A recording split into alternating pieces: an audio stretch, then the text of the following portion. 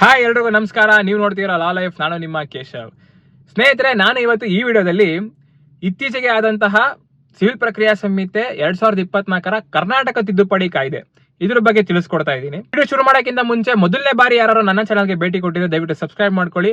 ಹಾಗೆ ನಿಮ್ಗೆ ಯಾವುದೇ ರೀತಿಯಾದಂತಹ ಒಂದು ಕಾನೂನು ಸಂಬಂಧಪಟ್ಟ ಮಾಹಿತಿ ಅಥವಾ ಸಲಹೆ ಬೇಕು ಅಂತ ಹೇಳಿದ್ರೆ ಡಿಸ್ಕ್ರಿಪ್ಷನ್ ಅಲ್ಲಿ ನನ್ನ ಕಾಂಟ್ಯಾಕ್ಟ್ ನಂಬರ್ ಕೊಟ್ಟಿರ್ತೀನಿ, ಕರೆ ಮಾಡಿ. ಸೊ ಏನಪ್ಪಾ ಇದು ಸಿವಿಲ್ ಪ್ರಕ್ರಿಯಾ ಸಂಹಿತೆ ಅಂತ ಕೇಳಿದ್ರೆ, ಸ್ನೇಹಿತರೆ, ನಮ್ಮ ದೇಶದಲ್ಲಿ ಯಾವುದೇ ಒಂದು ಸಿವಿಲ್ ಕೇಸ್, ಸಿವಿಲ್ ದಾವೆ ಕೋರ್ಟ್ ತೀರ್ಮಾನ ಮಾಡಬೇಕು ಅಂತ ಹೇಳಿದ್ರೆ ಅವಾಗ ಫಾಲೋ ಮಾಡೋ ಒಂದು ಲಾ ಅಥವಾ ರೂಲ್ಸ್ ಅಥವಾ ಸೆಟ್ ಆಫ್ ಗೈಡ್ಲೈನ್ಸ್ ಏನಿದೆ ಅದನ್ನ ಈ ಒಂದು ಸಿವಿಲ್ ಪ್ರಕ್ರಿಯಾ ಸಂಹಿತೆ ಅಂತ ಕರೀತಾರೆ.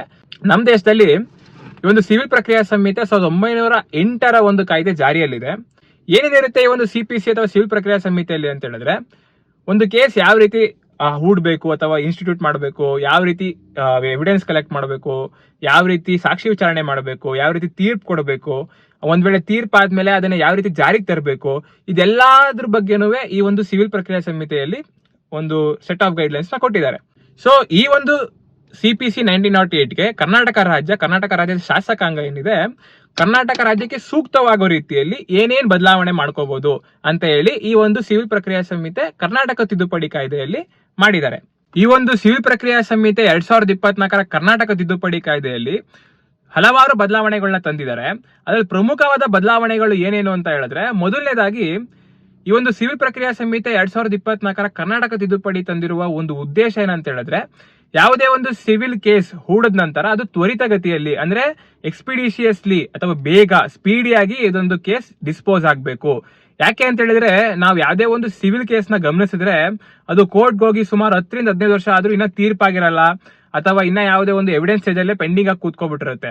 ಸೊ ಆ ನಿಟ್ಟಿನಲ್ಲಿ ನಮ್ಮ ರಾಜ್ಯದಲ್ಲಿ ಯಾವುದೇ ಒಂದು ಸಿವಿಲ್ ಕೇಸ್ ಇನ್ ಮುಂದೆ ಹೂಡಿದ್ರೆ ಅದು ಬೇಗ ತೀರ್ಮಾನ ಆಗಬೇಕು ಅನ್ನೋ ಉದ್ದೇಶದಲ್ಲಿ ಈ ಒಂದು ಬದಲಾವಣೆ ತಂದಿರೋದು. ಆ ಬದಲಾವಣೆ ಏನು ಅಂತ ಹೇಳಿದ್ರೆ, ಸೆಕ್ಷನ್ 89A ನ ಇನ್ಸರ್ಟ್ ಮಾಡಿದ್ದಾರೆ. ಈ ಹಿಂದೆ ಸೆಕ್ಷನ್ 89 ಅಲ್ಲಿ ಯಾವ ರೀತಿ ಇತ್ತು ಅಂತ ಹೇಳಿದ್ರೆ, ಕೋರ್ಟ್ಗೆ ಅನ್ಸಿದ್ರೆ ಅಂದ್ರೆ ಯಾವುದೇ ಒಂದು ಸ್ಟೇಜ್ ಆಫ್ ದಿ ಕೇಸ್ ಅಲ್ಲಿ ಕೋರ್ಟ್ಗೆ ಈ ಒಂದು ಕೇಸ್ ಸೆಟಲ್ ಆಗ್ಬೋದು, ಪಾರ್ಟಿಗಳು ಇದನ್ನ ಅವರೇ ತೀರ್ಮಾನ ಮಾಡ್ಕೋಬಹುದು ಅಂತ ಅನ್ಸಿದ್ರೆ ಅವಾಗ ಸೆಕ್ಷನ್ 18 ಅಲ್ಲಿ ಕೊಟ್ಟಿರುವ ಯಾವುದೇ ಒಂದು ಆಲ್ಟರ್ನೇಟಿವ್ ಡಿಸ್ಪ್ಯೂಟ್ ರೆಸಲ್ಯೂಷನ್ ಮೆಕ್ಯಾನಿಸಮ್ ಅಂತ ಹೇಳಿದ್ರೆ ಅದು ಲೋಕ್ ಅದಾಲತ್ ಆಗಿರ್ಬೋದು, ಜುಡಿಷಿಯಲ್ ಸೆಟಲ್ಮೆಂಟ್ ಆಗಿರ್ಬೋದು, ಮೀಡಿಯೇಷನ್ ಆಗಿರ್ಬೋದು, ಕನ್ಸಿಲೇಷನ್ ಆಗಿರ್ಬೋದು ಅಥವಾ ಆರ್ಬಿಟ್ರೇಷನ್ ಆಗಿರ್ಬೋದು, ಈ ಯಾವುದೇ ಒಂದು ಮೋಡ್ ಆಫ್ ಡಿಸ್ಪೋಸಲ್ ಅಲ್ಲಿ ಅದನ್ನ ಡಿಸ್ಪೋಸ್ ಮಾಡ್ಕೋಬಹುದು ಅಂತ ಅನ್ಸಿದ್ರೆ ಅವಾಗ ಅದನ್ನ ರೆಫರ್ ಮಾಡಿ, ತದನಂತರ ಡಿಸ್ಪೋಸ್ ಆದ್ರೆ ಆ ಒಂದು ಸೆಟಲ್ಮೆಂಟ್ ಮುಖಾಂತರನೇ ಅಥವಾ ಆ ಸೆಟಲ್ಮೆಂಟ್ ಬೇಸಿಸ್ ಮೇಲೆ ಜಡ್ಜ್ಮೆಂಟ್ ನ ಡ್ರಾ ಮಾಡ್ತಾರೆ. ಒಂದ್ ವೇಳೆ ಆಗ್ಲಿಲ್ಲ ಅಂತ ಹೇಳಿದ್ರೆ ಅದು ಮತ್ತೆ ಕೋರ್ಟ್ಗೆ ಬರುತ್ತೆ. ಕೋರ್ಟ್ ಅಲ್ಲಿ ರೆಗ್ಯುಲರ್ ಪ್ರೊಸೀಜರ್ ನ ಫಾಲೋ ಮಾಡಿ ಅದನ್ನ ತೀರ್ಮಾನ ಮಾಡ್ತಾರೆ. ಆದ್ರೆ ಈಗ ಈ ಒಂದು ಕರ್ನಾಟಕ ತಿದ್ದುಪಡಿಯಲ್ಲಿ ಏನ್ ಮಾಡಿದ್ದಾರೆ ಅಂತ ಹೇಳಿದ್ರೆ, ಸೆಕ್ಷನ್ 89A ನ ಇನ್ಕ್ಲೂಡ್ ಮಾಡಿದ್ದಾರೆ. ಆ ಒಂದು ಪ್ರಕಾರ ಏನಂತ ಹೇಳಿದ್ರೆ, ಕೇಸ್ ಹೂಡಿದ 2 ತಿಂಗಳು ಒಳಗಡೆ ಪ್ರತಿ ಒಂದು ಕೇಸ್ ಈ ಒಂದು ಮೀಡಿಯೇಷನ್ ಅಥವಾ ಆಲ್ಟರ್ನೇಟಿವ್ ಡಿಸ್ಪ್ಯೂಟ್ ರೆಸಲ್ಯೂಷನ್ ಮೆಕ್ಯಾನಿಸಮ್ಗೆ ರೆಫರ್ ಮಾಡ್ಬೇಕು. ಕೋರ್ಟ್ ಮೊದಲನೇದಾಗಿ ರೆಫರ್ ಮಾಡಬೇಕು, ಅಂದ್ರೆ ಸೆಟಲ್ಮೆಂಟ್ ಫಸ್ಟ್ ಪ್ರಯಾರಿಟಿ ಆಗಿರ್ಬೇಕು ಅಂತ. ಒಂದ್ ವೇಳೆ ಏನಾದ್ರು ಕೇಸ್ ಸೆಟಲ್ ಆಗುತ್ತೆ ಅಂತ ಹೇಳಿದ್ರೆ ಅಲ್ಲೇ ಬೇಗ ತೀರ್ಮಾನ ಆಗ್ಬಿಡುತ್ತೆ. ಒಂದ್ ವೇಳೆ ಅಲ್ಲಿ ಆಗ್ಲಿಲ್ಲ ಅಂತ ಹೇಳಿದ್ರೆ ಆಮೇಲೆ ಮತ್ತೆ ಕೋರ್ಟ್ಗೆ ಬರುತ್ತೆ. ಕೋರ್ಟ್ ಅದನ್ನ ರೆಗ್ಯುಲರ್ ಪ್ರೊಸೀಜರ್ ನ ಫಾಲೋ ಮಾಡಿ ತೀರ್ಮಾನ ಮಾಡುತ್ತೆ. ಸೊ ಈ ಒಂದು ಉದ್ದೇಶ ಏನು ಅಂದ್ರೆ, ತಿದ್ದುಪಡಿಯ ಉದ್ದೇಶ ಏನಂತ ಹೇಳಿದ್ರೆ, ಬೇಗ ತ್ವರಿತಗತಿಯಲ್ಲಿ ಒಂದು ಕೇಸ್, ಸಿವಿಲ್ ಕೇಸ್ ತೀರ್ಮಾನ ಆಗ್ಬೇಕು ಅಂತ. ಎರಡನೇ ಪ್ರಮುಖವಾದ ಚೇಂಜ್ ಏನಂತ ಹೇಳಿದ್ರೆ ಅಥವಾ ಬದಲಾವಣೆ ಏನಂತ ಹೇಳಿದ್ರೆ, ಇದು ಪ್ರತಿವಾದ ಪತ್ರ ಅಥವಾ ರಿಟರ್ನ್ ಸ್ಟೇಟ್ಮೆಂಟ್ ಸಂಬಂಧಪಟ್ಟಂತೆ. ಈ ಹಿಂದೆ ಆರ್ಡರ್ 8 ಆಫ್ CPC ಅಥವಾ ಆರ್ಡರ್ 8 ಆಫ್ ಸಿವಿಲ್ ಪ್ರಕ್ರಿಯಾ ಸಂಹಿತೆಯಲ್ಲಿ ಕೋರ್ಟ್ ನೋಟಿಸ್ ಇಶ್ಯೂ ಮಾಡುತ್ತೆ ಡಿಫೆಂಡೆಂಟ್ಗೆ, ಪ್ರಪೋಸ್ ಡಿಫೆಂಡೆಂಟ್ಗೆ. ಆ ನೋಟಿಸ್ ಸಿಕ್ಕಿ 30 ದಿನದ ಒಳಗಡೆ ಆ ಒಬ್ಬ ಡಿಫೆಂಡೆಂಟ್ ಕೋರ್ಟ್ಗೆ ಹಾಜರಾಗಿ ಅವರ ಪ್ರತಿವಾದ ಪತ್ರನ ಸಲ್ಲಿಕೆ ಮಾಡಬೇಕಾಗುತ್ತೆ. ಒಂದ್ ವೇಳೆ 30 ದಿನದೊಳಗಡೆ ಆಗ್ಲಿಲ್ಲ ಅಂತ ಹೇಳಿದ್ರೆ ಅವಾಗ ಸೂಕ್ತ ಕಾರಣ ಕೊಟ್ಟಿ, ನಾವ್ ಯಾಕೆ ಬರಕ್ ಆಗ್ತಿಲ್ಲ ಅಂತೇಳಿ ಒಂದು ಸೂಕ್ತ ಕಾರಣ ಕೊಟ್ಟಿ ಕೋರ್ಟ್ ಕಾಸ್ಟ್ ಕೂಡ ಇಂಪೋಸ್ ಮಾಡಬಹುದು. ಆ ಕಾಸ್ಟ್ ಇಂಪೋಸ್ ಮಾಡಿ ಕೂಡ 90 ದಿನಗಳ ಕಾಲ ಎಕ್ಸ್ಟೆಂಡ್ ಮಾಡ್ಕೋಬಹುದಾಗಿರುತ್ತೆ. ಆ 90 ದಿನದೊಳಗಡೆ ಏನಾದ್ರೂ ಈ ಒಂದು ಪ್ರತಿವಾದ ಪತ್ರ ಸಲ್ಲಿಕೆ ಮಾಡ್ಲಿಲ್ಲ ಅಂತ ಹೇಳಿದ್ರೆ ಅವಾಗ ಕೋರ್ಟ್ ಅದನ್ನ ನಲ್ ಅಂಡ್ ವಾಯ್ಡ್ ಅಂತ ತಗೊಂಡು, ಅಂದ್ರೆ ಇವ್ರು ಯಾವುದೇ ಒಂದು ಪ್ರತಿವಾದ ಪತ್ರ ಕೊಟ್ಟಿಲ್ಲ ಅಂತ ತಗೊಂಡು ಕೋರ್ಟ್ ಫರ್ದರ್ ಸ್ಟೇಜ್ಗೆ ಪ್ರೊಸೀಡ್ ಆಗುತ್ತೆ. ಈ ಒಂದು ಕರ್ನಾಟಕ ತಿದ್ದುಪಡಿಯಲ್ಲಿ ಏನ್ ಬದಲಾವಣೆ ಮಾಡಿದ್ದಾರೆ ಅಂತ ಹೇಳಿದ್ರೆ, ಒಬ್ಬ ಡಿಫೆಂಡೆಂಟ್ ಅವರಿಗೆ ನೋಟಿಸ್ ಜಾರಿ ಆದ ನಂತರ 30 ದಿನದೊಳಗಡೆ ಪ್ರತಿವಾದ ಪತ್ರನ ಸಲ್ಲಿಸಬೇಕು. ಒಂದು ವೇಳೆ ಆಗ್ಲಿಲ್ಲ ಅಂತ ಹೇಳಿದ್ರೆ ಅದು ಅಪ್ ಟು 120 ಡೇಸ್ ಎಕ್ಸ್ಟೆಂಡ್ ಆಗ್ಬೋದು ಅಷ್ಟೇ. ಅಂದ್ರೆ 30 + 90 120 ದಿನ, 120 ದಿನಗಳ ಕಾಲ ಮಾತ್ರ ಅವಕಾಶ ಇದೆ ಪ್ರತಿವಾದ ಪತ್ರ ಸಲ್ಲಿಸೋದಕ್ಕೆ. ಒಂದ್ ವೇಳೆ 120 ದಿನದಲ್ಲೂ ಆ ಒಂದು ಪ್ರತಿವಾದ ಪತ್ರನ ಸಲ್ಲಿಸಕ್ ಆಗ್ಲಿಲ್ಲ, ಕಾಸ್ಟ್ ಕೊಟ್ಟು ಕೂಡ ಸಲ್ಲಿಸಕ್ ಆಗ್ಲಿಲ್ಲ, ಅಥವಾ ಸೂಕ್ತ ಕಾರಣ ಕೊಡಕ್ ಆಗ್ಲಿಲ್ಲ ಅಂತ ಹೇಳಿದ್ರೆ ಅವಾಗ ಯಾವುದೇ ಅವಕಾಶ ಕೊಡೋದಿಲ್ಲ ಕೋರ್ಟ್. ಈ ಒಂದು ಪ್ರತಿವಾದ ಪತ್ರ ಸಲ್ಲಿಸಿಲ್ಲ ಅಂತ ತಗೊಂಡು ಕೋರ್ಟ್ ಮುಂದಕ್ಕೆ ಹೋಗುತ್ತೆ, ಕೇಸ್ನ ಮುಂದಕ್ಕೆ ತಗೊಂಡೋಗುತ್ತೆ, ತೀರ್ಮಾನ ಮಾಡುತ್ತೆ. ಸೊ ಈ ಪ್ರಾವಿಷನ್ಗೂ ಹಳೆ ಪ್ರಾವಿಷನ್ಗೂ ಏನ್ ವ್ಯತ್ಯಾಸ ಅಂತ ಹೇಳಿದ್ರೆ, ಮೊದ್ಲಿದ್ದ ಪ್ರಾವಿಷನ್ ಅಲ್ಲಿ ಏನಂತ ಅವಕಾಶ ಇತ್ತು ಅಂತ ಹೇಳಿದ್ರೆ, ನೀವೇನೋ ಸೂಕ್ತ ಕಾರಣ ಕೊಟ್ಟು ಅಥವಾ ಕಾಸ್ಟ್ ಅಥವಾ ಖರ್ಚೇನಾಗಿರುತ್ತೆ ಪ್ಲೇಂಟಿಫ್ಗೆ ಅದನ್ನ ನೀವು ಬರ್ಸಿದ್ರೆ ಅವಾಗ ಕೋರ್ಟ್ ಈ ಒಂದು ಪ್ರತಿವಾದ ಪತ್ರನ ತಗೊಂತಿತ್ತು, ಏನಂದ್ರೆ 120 ದಿನ ಆದ್ಮೇಲೂ ಕೂಡ.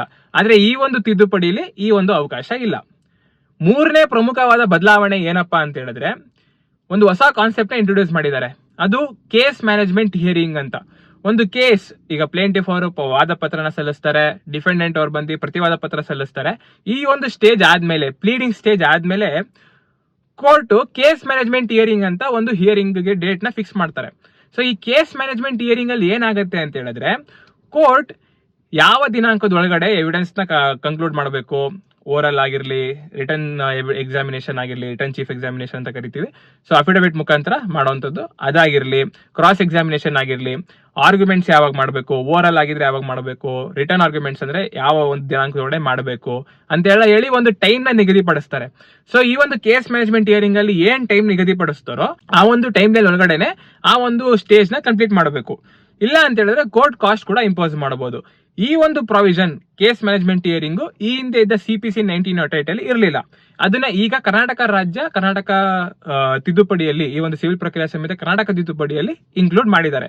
ಸೊ ಈ 3 ಅಂಶಗಳು ಏನಿದಾವೆ ಇದು ಪ್ರಮುಖವಾದ ಒಂದು ಬದಲಾವಣೆ ಒಂದು ಕರ್ನಾಟಕ ನ್ಯಾಯಾಂಗ ವ್ಯವಸ್ಥೆಗೆ. ಇದನ್ನ ಕ್ರಾಂತಿಕಾರಿ ಅಂತ ತಗೋಬಹುದು, ಒಂದು ರೆವಲ್ಯೂಷನರಿ ಸ್ಟೆಪ್ ಅಂತಾನು ತಗೋಬಹುದು. ಆದರೆ ಇದರ ಒಂದು ಬೆನಿಫಿಟ್ ಜಾರಿಗೆ ಯಾವ ರೀತಿ ತರ್ತಾರೆ ಅನ್ನೋದ್ರ ಮೇಲೆ ಡಿಪೆಂಡ್ ಆಗುತ್ತೆ. ನಾನು ಯಾಕೆ ಈ ಮಾತು ಹೇಳ್ತಾ ಇದ್ದೀನಿ ಅಂತ ಹೇಳಿದ್ರೆ, ನಮ್ಮ ರಾಜ್ಯದಲ್ಲೇನೆ ಈಗ 3 ವರ್ಷದ ಒಳಗಡೆ ಹೂಡಿರುವಂತ ಒಂದು ಸಿವಿಲ್ ಕೇಸ್ಗಳ ಸಂಖ್ಯೆ ಸುಮಾರು 10 ಲಕ್ಷ ಪೆಂಡಿಂಗ್ ಅಲ್ಲಿ ಇದಾವೆ. ಮತ್ತೆ ನಮ್ಮ ರಾಜ್ಯದಲ್ಲಿ ಇರೋ ಒಂದು ಟೋಟಲ್ ಜುಡಿಷಿಯರಿ ಸ್ಟ್ರೆಂತ್ ಅಂದ್ರೆ ಎಷ್ಟು ಜನ ಜಡ್ಜಸ್ ಇದ್ದಾರೆ ಅಥವಾ ಕೋರ್ಟ್ಸ್ ಇದೆ ಅಂತ ಹೇಳಿದ್ರೆ 1230. ಇದು ಹೈಕೋರ್ಟ್ ಸಂಖ್ಯೆ ಸೇರಿಸ್ಕೊಂಡೆ, ಹೈಕೋರ್ಟ್ ಸುಮಾರು 62 ಇದೆ, ಅದು ಸೇರಿಸ್ಕೊಂಡೆ ಒಟ್ಟು 1230 ಕೋರ್ಟ್ಗಳು ಇದಾವೆ. ಅಂದ್ರೆ ಸುಮಾರು 7 ರಿಂದ 8 ಕೋಟಿ ಜನಸಂಖ್ಯೆ ಇರೋ ಒಂದು ರಾಜ್ಯ ಕರ್ನಾಟಕದಲ್ಲಿ ಸುಮಾರು ಬರೀ 1230 ಜಡ್ಜ್ಗಳು ಇದ್ದಾರೆ ಅಥವಾ ಕೋರ್ಟ್ಗಳು ಇದಾವೆ. ಅಂದ್ರೆ ಒಬ್ಬ ಜಡ್ಜ್ ಮೇಲೆ ಎಷ್ಟು ಪ್ರೆಷರ್ ಇರುತ್ತೆ ಅಂತ ನೀವೇ ಅಂದಾಜ್ ಮಾಡಬಹುದು. ಈಗ ಈ ಒಂದು ಟೈಮ್ ಲೈನ್ ಏನಂದ್ರೆ ಟೈಮ್ ಲಿಮಿಟೇಷನ್ ತಂದಿರೋದ್ರಿಂದ ಅದು ಇನ್ನೂ ಪ್ರೆಷರ್ ಕ್ರಿಯೇಟ್ ಮಾಡುತ್ತೆ. ಸೊ ಅದು ಯಾವ ರೀತಿ ಜಾರಿಗೆ ತರ್ತಾರೆ ಅನ್ನೋದು ಒಂದು ಪ್ರಶ್ನೆಯಾಗಿ ಉಳ್ಕೊಳ್ಳುತ್ತೆ. ಒಂದು ವೇಳೆ ಈ ಒಂದು ತಿದ್ದುಪಡಿನ ಎಫೆಕ್ಟಿವ್ ಆಗಿ ಇಂಪ್ಲಿಮೆಂಟ್ ಮಾಡಿದ್ರು ಅಂದ್ರೆ ಅವಾಗ ಕರ್ನಾಟಕ ರಾಜ್ಯದಲ್ಲಿ ಈ ಒಂದು ಸಿವಿಲ್ ಕೇಸ್ ಪೆಂಡೆನ್ಸಿ ಏನಿದಾವೆ ಅದು ಕಡಿಮೆ ಆಗುತ್ತೆ. ಸೊ ಇದಿಷ್ಟಾಗಿತ್ತು ಈ ಒಂದು ಸಿವಿಲ್ ಪ್ರಕ್ರಿಯಾ ಸಂಹಿತೆ 2024 ಕರ್ನಾಟಕ ತಿದ್ದುಪಡಿ ಕಾಯ್ದೆಗೆ ಸಂಬಂಧಪಟ್ಟಂತೆ.